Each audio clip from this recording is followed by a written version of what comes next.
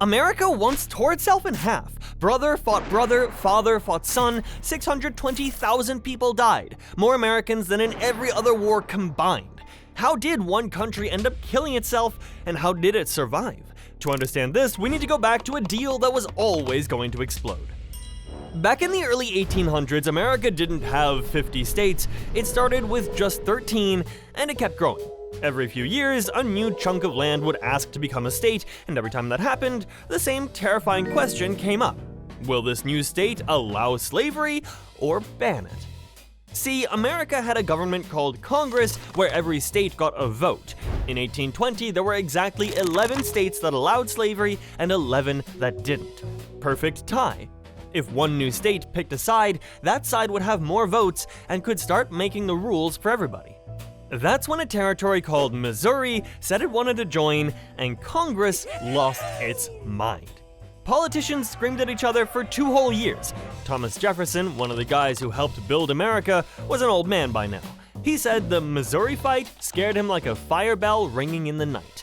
Then, a smooth-talking politician named Henry Clay walked in with a deal. No more slave states! It stops here! You can't tell us what to do? Boys, what if Missouri gets slavery, but we also let Maine join as a free state?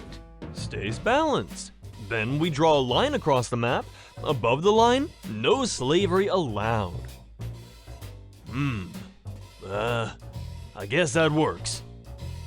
I hate it, but fine.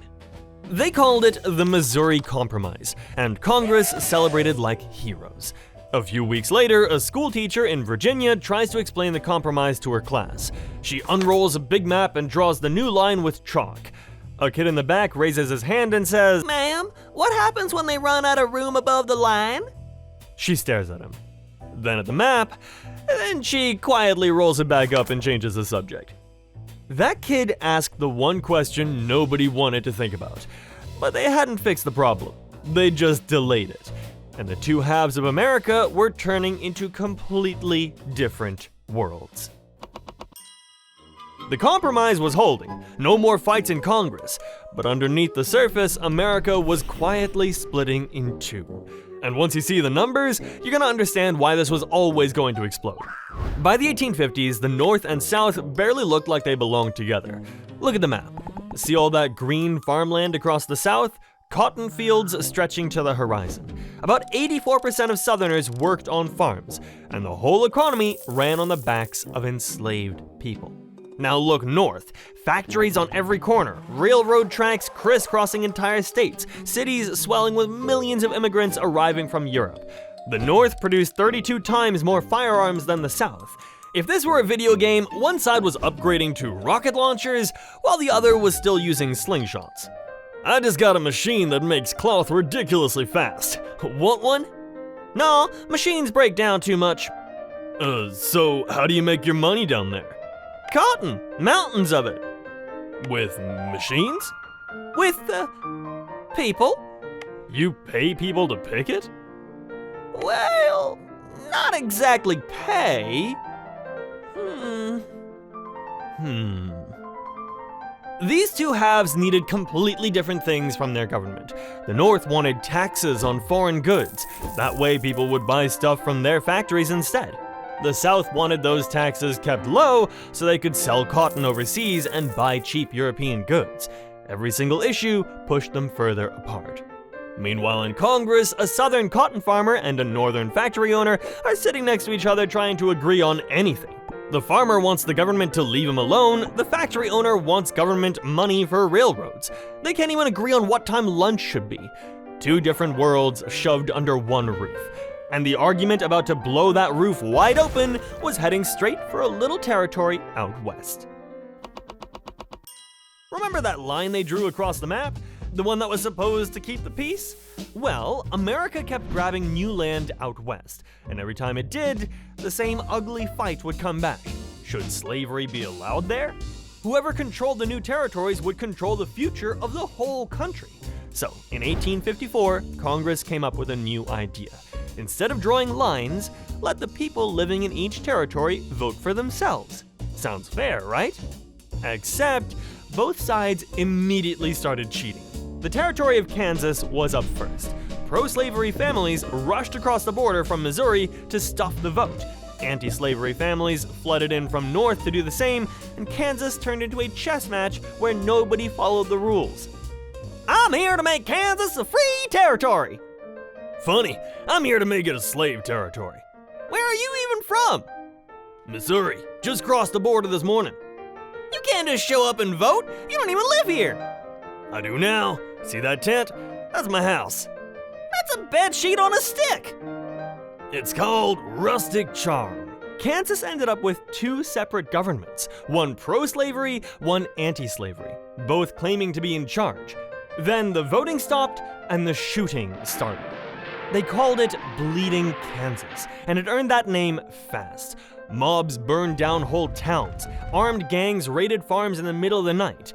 One man named John Brown, a guy who believed slavery was evil and had to be destroyed by force, showed up with a wagon full of swords and led violent raids against pro-slavery settlers. Over 50 people died.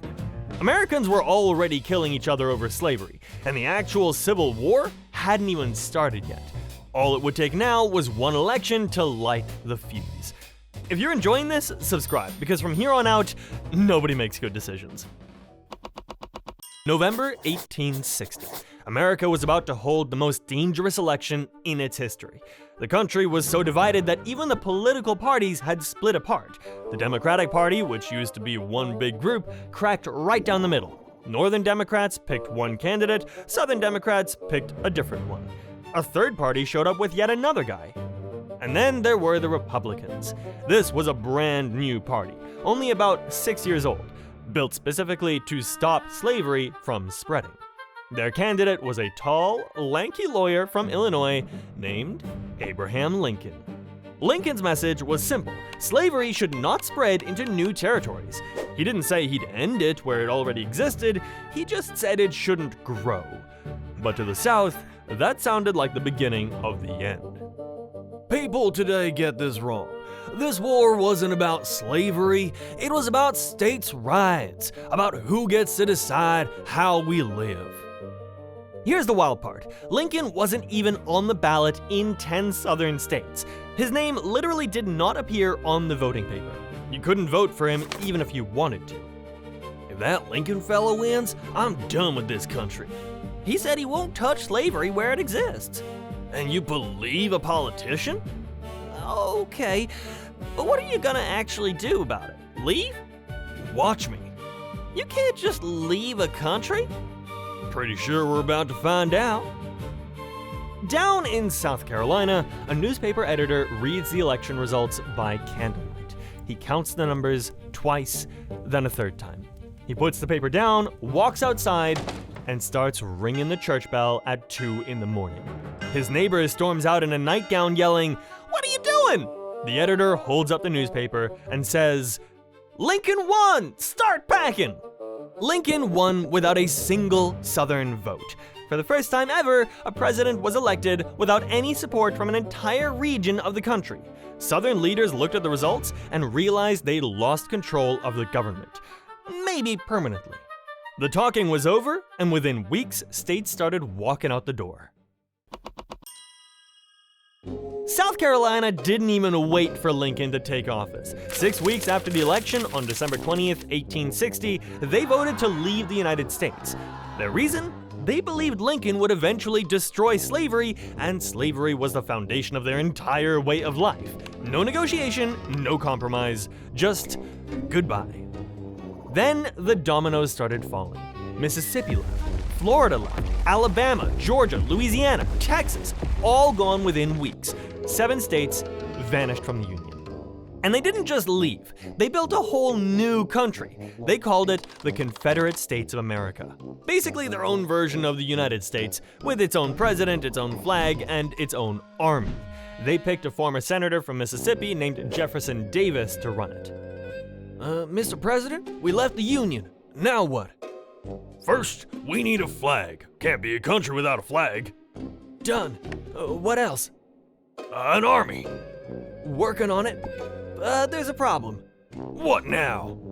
There are Union soldiers just sitting in our harbors, eating lunch like nothing happened. Oh, that's awkward. Very. Should we ask them to leave? Politely? And if they don't leave politely, we ask them less politely. Meanwhile, on a small farm in Virginia, two brothers are sitting on a porch staring at a newspaper. The older one folds it carefully and says he's heading south to join the Confederacy. The younger one says he's staying loyal to the Union. Their mother walks out holding two packed lunches, looks at both of them, and doesn't know which son to hand them to. She leaves both lunches on the railing and goes back inside without a word. Across the South, scenes like this played out in thousands of homes. Cousins stopped talking, childhood friends picked opposite sides, entire churches split down the middle. But the Confederacy had one stubborn problem it couldn't ignore: a federal fort sitting in Charleston Harbor, South Carolina. Its name was Fort Sumter, and the soldiers inside had no plans to leave.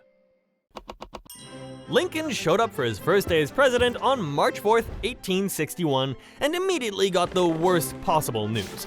The commander at Fort Sumter, that Union fort sitting right in the middle of Confederate territory, sent an urgent message. We're running out of food. No supplies means the soldiers starve within weeks. Lincoln had three terrible options: send warships and start a war, abandon the fort and basically admit the Confederacy is a real country, or do nothing and let his own men die. So he came up with a sneaky move. He announced he'd send ships carrying only food. No soldiers, no cannons, just bread and pork. Good luck looking like the good guy for shooting out a bread delivery, right? Sir, Lincoln's sending ships to Fort Sumter. Ships with what? He says just food, sir. If we let them resupply, that fort stays in our harbor forever. If we shoot at a bread delivery, we kind of look terrible, sir. He's trapped us. Tell them to surrender. If they refuse, open fire. This is gonna be a whole big thing, isn't it? Yep. 4:30 in the morning, April 12th, 1861. Sky pitch black over Charleston Harbor. A Confederate soldier lights the fuse on a massive cannon aimed right at Fort Sumter. The blast echoes across the water like thunder. Within minutes, dozens of cannons are firing from every direction. The bombardment lasted 34 straight hours. Walls cracked, fires broke out everywhere, the fort's flag got shot down twice, and soldiers kept sprinting out to put it back up. Thousands of cannonballs, and somehow, 0 people died in the fighting. But it didn't matter. Those cannon blasts were heard across the entire country. Lincoln called for 75,000 volunteers the next morning. 4 more southern states, including Virginia, right on Washington's doorstep, joined the Confederacy, and everybody figured it would all be wrapped up in about 90 days. They were very, very wrong. 90 days. That's how long everyone figured this war would last. Newspapers in Washington printed headlines screaming, "On to Richmond!" That was the Confederate capital, just 100 miles south. Union generals promised a quick smackdown, home by dinner, easy. Some folks in Washington believed this so hard that they packed picnic blankets and rode their carriages out to watch the first big battle. Real food, fancy cheese, opera glasses. They set up blankets on a hillside near a creek called Bull Run in Virginia and treated it like a day out at the theater. Oh, look, Harold, the soldiers are shooting. Marvelous. Pass the cheese, would you? I do hope our boys win quickly. I have a dinner party tonight. I'm sure it'll be over by lunch. More champagne? Why are those soldiers running toward us? Must be a victory parade. Run! We lost! They're coming! Oh, I've spilled my champagne. Harold, get in the carriage! The picnic was over, and so was the fantasy. The Union Army didn't just lose at Bull Run, it fell apart completely. Soldiers threw down their weapons and sprinted back toward Washington in total panic, crashing into fancy carriages and picnic blankets on the way. Back in a small Connecticut town, a young man named Tommy Aldrich had signed up for his 90-day adventure just 2 weeks earlier. He told his mother he'd be home before the leaves changed color. After Bull Run, the army told him 90 days was now 3 years. Tommy pulled out his mother's letter, read it one more time, then stuffed it back in his pocket and started marching. By the end of that single afternoon, nearly 5,000 soldiers on both sides were dead, wounded, or missing. One afternoon. And this was supposed to be the quick, easy war. Both sides went quiet. Nobody had a plan for what came next. And the reason for fighting was about to change in a way nobody saw coming. For months, Lincoln had been hiding something in his desk drawer, a secret document that would transform the entire war. He called it the Emancipation Proclamation, an official order declaring every enslaved person in Confederate states forever free. But his advisors begged him to wait. The Union was losing badly. Battle after battle, Confederate armies kept winning. If Lincoln released this now, it would look desperate. He needed a victory first. There was another reason too. Britain and France were talking about helping the Confederacy. The South grew most of the world's cotton, and European factories needed it. If those countries sent money or weapons to the Confederacy, the Union was in serious trouble. Then came September 17th, 1862, a place called Antietam Creek in Maryland. The single bloodiest day in all of American history. By sunset, around 22,700 soldiers were dead, wounded, or missing. In one day. The Confederates pulled back, close enough to a win. Lincoln finally had his moment. Gentlemen, I'm freeing the slaves in rebel states. All of them? And here's the clever bit. No European country wants to be seen helping a nation that's fighting to keep slavery. One piece of paper, and we cut off their allies. That's actually brilliant. I know. Someone get me a pen. A nervous telegram operator in a tiny Washington office is clicking away on his machine when his device suddenly goes crazy. He reads the message, knocks over his coffee, and sprints down the hallway yelling, "The president did it! He's freeing the slaves!" Papers fly everywhere. A clerk drops his sandwich. Someone trips over a chair. On January 1st, 1863, the proclamation went into effect. And something remarkable followed. Around 200,000 black men signed up to fight for the Union. Former slaves picked up rifles and marched against the very system that had enslaved them. The war to save the country had become a war to end slavery. And the summer of 1863 was about to bring two battles that would decide everything. Summer 1863. The Confederacy was losing men, losing supplies, and losing ground. So, Confederate General Robert E. Lee decided to gamble everything on one massive invasion of the North. His plan was bold and desperate. March into Pennsylvania, win a huge battle on northern soil, and scare everyday Northerners into demanding peace. Here's the funny thing.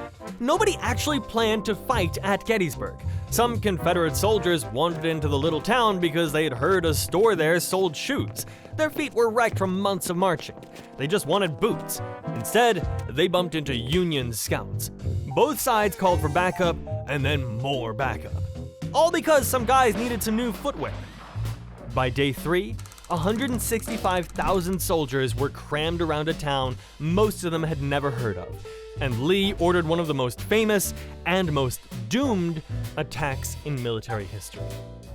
General Lee wants me to do what? March your men across that open field toward those Union soldiers on the hill. The ones with all the cannons. That's the one. Across an open field for almost a mile.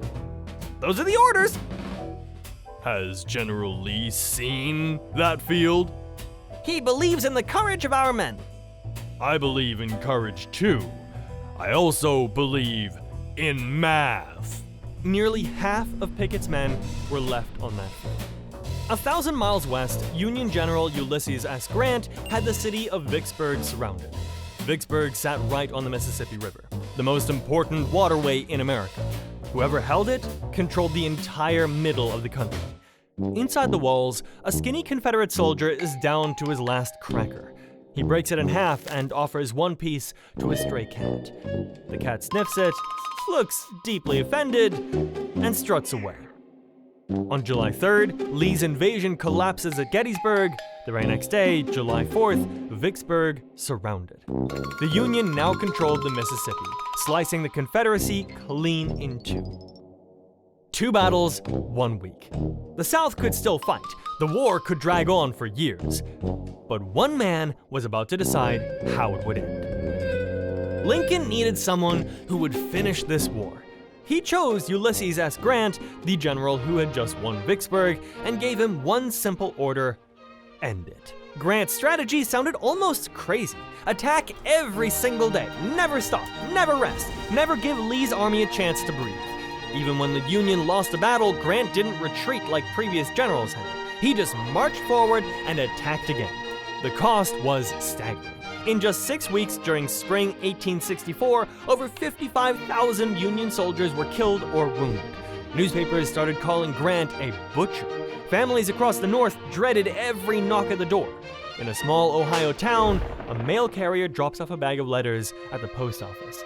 Every single envelope is edged in black, the color families used when someone had died.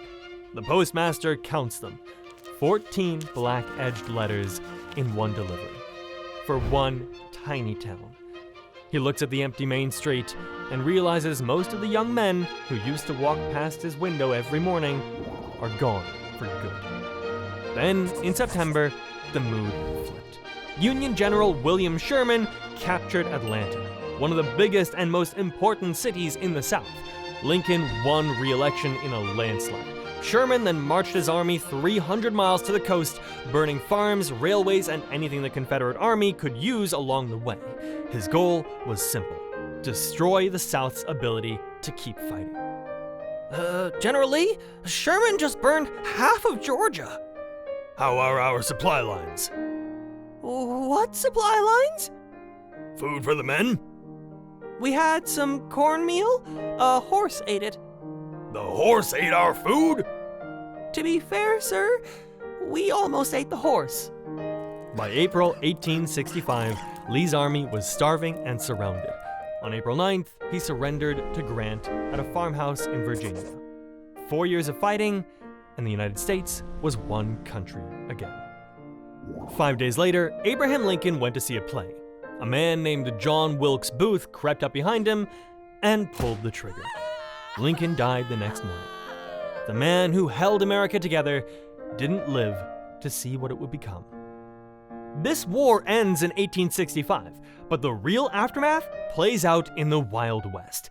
If you skip that, you're missing half the story. Click here to watch it, and I'll catch you next time.